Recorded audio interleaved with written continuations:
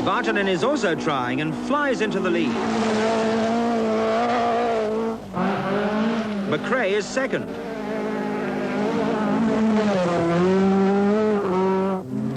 Stig Blomqvist, making only his second appearance this season for the Talbot team, is also flying in third place and challenging McRae for second. McRae's teammate Henry Toivonen in the second Rothmans Opel is fourth. Russell Brooks heads the Vauxhall Challenge with his Chevette in fifth place. And he's chased by Cumbria's Malcolm Wilson on his first drive in this country since last year.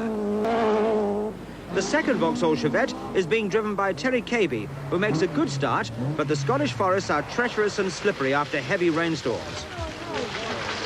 The engine has stalled. Will it restart? Luckily it does, but the time loss drops Cabey to 8th. Someone else in trouble at the same spot is John Weatherly, giving the Citroën Visa an otherwise impressive championship debut. Per Eklund's Duckham's Toyota Celica is going well and disputing 5th place. Hannu Mikkola is carving his way back up the field in sensational style after that first stage disaster. But the spectacle of the rally is Vatanen.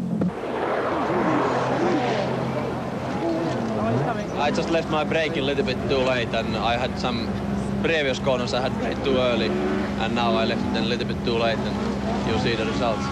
Despite his exuberance, the world champion still leads. McRae is next to arrive, and he too is caught out by this deceptive bend. Oh, no.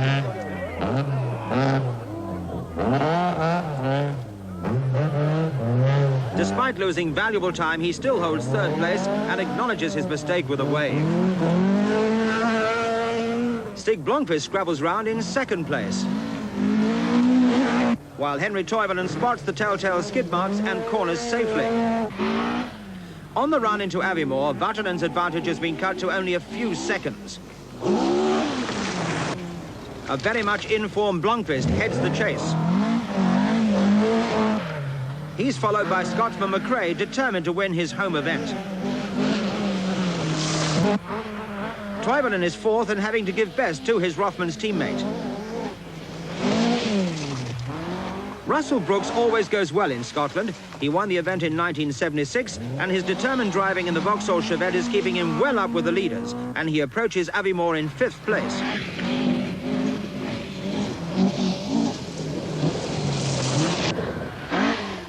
Malcolm Wilson has dropped back following a fire in his car's electrical system. And while he's unable to do anything about the flying Mikkola, who has already passed him to snatch 6th place, he's still ahead of Per Eklund's Toyota. The new Celica going very well as the cars arrive at Aviemore.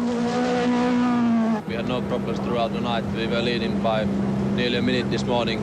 And of course the fact that Hannu was further down the field, you know, it was much easier for us then. Then we had the half shaft going and lost a minute, and now we are only leading by 20 seconds. And again today we had no other problems.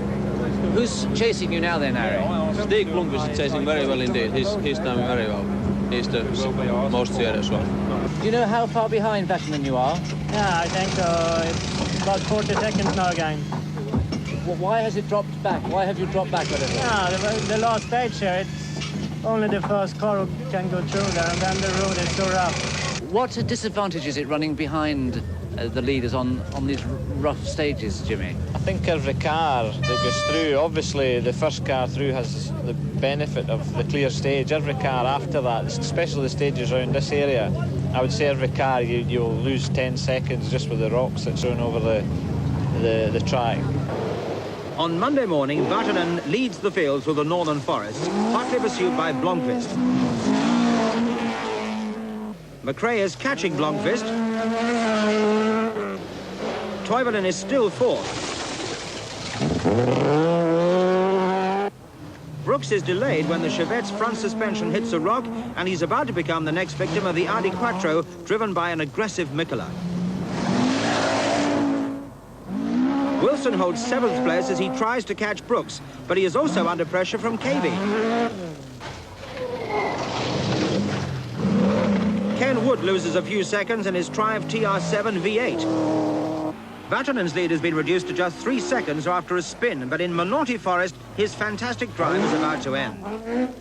prop shaft broke, or coupling of the prop shaft broke, and we have no drive. And that's the end of the rally. What actually happened? You were sort of bombing down that straight and just... No, well, just suddenly the back end of the car, lifting up because the front of the prop shaft was touching the ground, so that was lifting the back end of the car up, and so I knew it, that's it. So as the world champion takes a plane home to see his newly born daughter, Stig Blomqvist inherits the lead of the Arnold Clark Scottish Rally. But it's a very short-lived lead because disaster is about to strike the Talbot Sunbeam when its engine loses oil pressure and he too is forced to retire. And that means Mikkola is up to a sensational second place. Suicidal spectators give him a test of nerves, but he storms past countryman Toivonen over the long Kulbin straights. Now he is only 1 minute behind the new leader, Jimmy McRae. After a fantastic final night through the rough, dusty forests high above Loch Ness, the Scotsman fights for his honour. But Mikkola's superior power and traction with a turbocharged four-wheel drive Audi is too much, and he takes the lead. Toivonen's content with third place, still trying to keep up with the leaders, but at times trying a little too hard. With only 2 stages to go, the epic battle is over. Jim, you must feel very disappointed.